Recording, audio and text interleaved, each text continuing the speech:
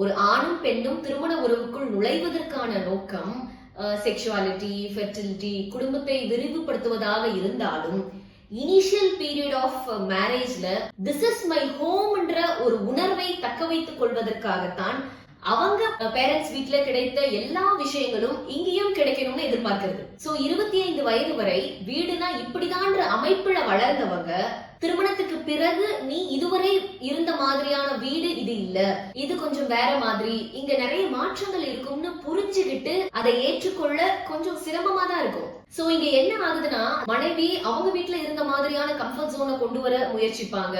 கணவன் மனைவி வருகைக்கு முன்னாடி அந்த வீட்டுல அவருக்கு இருந்த கம்ஃபர்ட் ஜோனை அப்படியே மெயின்டைன் பண்ணணும்னு முயற்சிப்பாரு. பட் ஃபைனலி ரெண்டு பேரும் புது விஷயங்கள், புது மாற்றங்கள், புது பழக்க வழக்கங்கள் நிறைந்த இருவருக்கும் சேர்ந்து கம்ஃபர்ட் ஜோன் கொடுக்கக்கூடிய ஒரு சூழலை நோக்கி நகர்றாங்கன்ற புரிதல் இருந்துட்டா போதும்.